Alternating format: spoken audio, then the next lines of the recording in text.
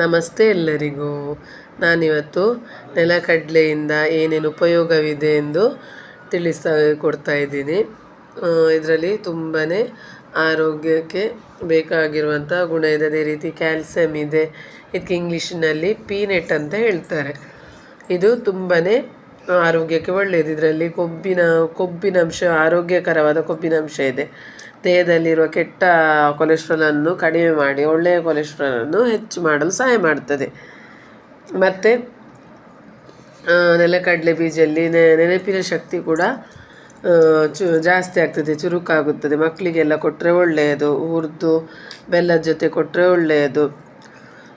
ಅದೇ ರೀತಿ ಕ್ಯಾಲ್ಸಿಯಂ ಕೂಡ ತುಂಬಾ ಒಳ್ಳೆಯದು. ಒಂದು ಸ್ವಲ್ಪ ಕಡಲೆ ಜೊತೆ ಒಂದು ತುಂಡು ಬೆಲ್ಲ ತಿಂದರೆ ತುಂಬಾ ಆರೋಗ್ಯಕ್ಕೆ ಒಳ್ಳೆಯದು.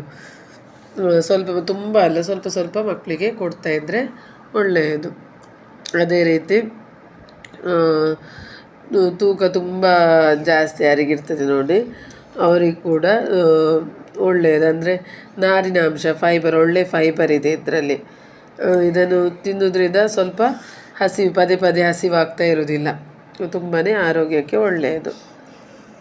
ಆಮೇಲೆ ಮೂಳೆಗಳು ಗಟ್ಟಿ ಆಗ್ತದೆ. ಕ್ಯಾಲ್ಸಿಯಮ್ಮು ಮತ್ತು ಕಬ್ಬಿಣಾಂಶ ಎಲ್ಲ ಇರೋದ್ರಿಂದ ಮೂಳೆಗಳು ಗಟ್ಟಿ ಆಗ್ತದೆ. ಆರೋಗ್ಯಕ್ಕೆ ತುಂಬಾ ಒಳ್ಳೆಯದು. ಅದೇ ರೀತಿ ಈಗ ಸಣ್ಣ ಮಕ್ಕಳು ಇರ್ತಾರೆ ನೋಡಿ, ಪುಟ್ಟ ಮಕ್ಕಳು, ಅವರಿಗೆ ಫುಡ್ ಎಲ್ಲ ಮಾಡುವಾಗ ಅದ್ರ ಜೊತೆ ನೆಲಗಡಲೆ ಬೀಜವನ್ನು ಕೂಡ ಹುರಿದು ಪೌಡರ್ ಮಾಡ್ತಾರೆ. ಅಕ್ಕಿ ಮತ್ತು ಇದು ಹೆಸರು ಕಾಳು, ಬಟಾಣಿ, ರಾಗಿ ಎಲ್ಲ ಹಾಕುವಾಗ, ಅದೇ ರೀತಿ ಡ್ರೈ ಫ್ರೂಟ್ಸ್ ಹಾಕುವಾಗ ನೆಲಕಡಲೆ ಬೀಜವನ್ನು ಹಾಕ್ತಾರೆ. ಯಾಕೆಂದರೆ ಅದು ಕ್ಯಾಲ್ಸಿಯಂ ಬೆಳೆಯುವ ಮಕ್ಕಳಿಗೆ ತುಂಬಾ ಒಳ್ಳೆಯದು. ಮತ್ತು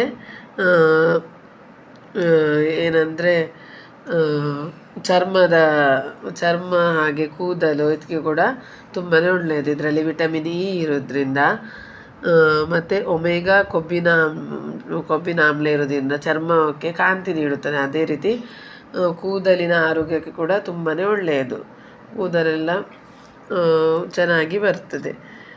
ಅಂದರೆ ತುಂಬ ತಿನ್ನಬೇಕಂತೇನಿಲ್ಲ, ಸ್ವಲ್ಪ ಸ್ವಲ್ಪ ದಿನಕ್ಕೆ ಒಂದಿಷ್ಟು ಅಂತೇಳಿ ನೆಲಕಡಲೆ ತಿಂದು ಒಂದು ತುಂಡು ಬೆಲ್ಲ ತಿಂದರೆ ಆರೋಗ್ಯಕ್ಕೆ ತುಂಬಾ ಒಳ್ಳೆಯದು. ಅದೇ ರೀತಿ ನಾವು ಉಪ್ಪು ಹಾಕಿ ಸ್ವಲ್ಪ ಹುರಿದೆಲ್ಲ ತಿಂದರೆ ಅದೂ ಒಳ್ಳೆಯದು. ಆಮೇಲೆ ಬೆಲ್ಲದೊಂದಿಗೆ ಮಿಠಾಯಿ, ಕಡಲೆ ಮಿಠಾಯಿ ಅಂತ ಹೇಳ್ತೇವೆ ನೋಡಿ, ಚಿಕ್ಕಿ ಅಂತ ಹೇಳ್ತೇವೆ. ಆ ರೀತಿ ಮಾಡಿ ತಿಂದ್ರೂ ಚೆನ್ನಾಗಾಗುತ್ತೆ, ಆರೋಗ್ಯಕ್ಕೆ ಒಳ್ಳೆಯದು. ಇಲ್ಲದಿದ್ದರೆ ಬರೀ ಸ್ವಲ್ಪ ನೆಲಕಡಲೆ ಹುರಿದು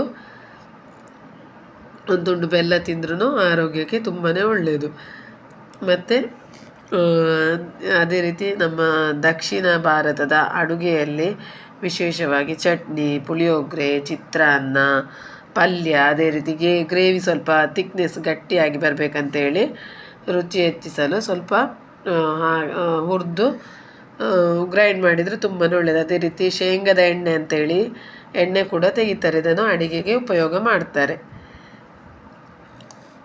ಮತ್ತು ಪೀನಟ್ ಬಟರ್ ಅಂತ ಹೇಳ್ತಾರೆ, ಇದು ದೋಸೆ ಚಪಾತಿಗೆಲ್ಲ ಹಚ್ಚಿಬಿಟ್ಟು ಯಾರಿಗೆಲ್ಲ ಚಟ್ನಿ ಎಲ್ಲ ಖಾರ ಅಂತೇಳಿ ಮಕ್ಕಳೆಲ್ಲ ತಿಂದಿದ್ರೆ ಈ ಥರ ಪೀನಟ್ ಬಟರ್ ಮಾಡಿನೂ ಹಚ್ಚಿ ತಿನ್ಬೋದು. ಅಂದರೆ ಜಾಸ್ತಿನೂ ತಿನ್ನಬಾರ್ದು, ಸ್ವಲ್ಪ ಸ್ವಲ್ಪ ದಿನಕ್ಕೆ ಒಂದು ಇಷ್ಟ ಅಂತೇಳಿ ತಿನ್ನೋದ್ರಿಂದ ದಿನದ ಬಳಕೆಯಲ್ಲಿ ಉಪಯೋಗ ಮಾಡೋದು ತುಂಬಾ ಆರೋಗ್ಯಕ್ಕೆ ಒಳ್ಳೆಯದು.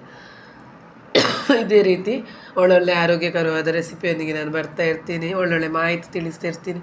ನನ್ನ ಚಾನಲ್ಗೆ ಸಬ್ಸ್ಕ್ರೈಬ್ ಮಾಡಿ, ಲೈಕ್ ಮಾಡಿ, ಶೇರ್ ಮಾಡಿ. ಓಕೆ.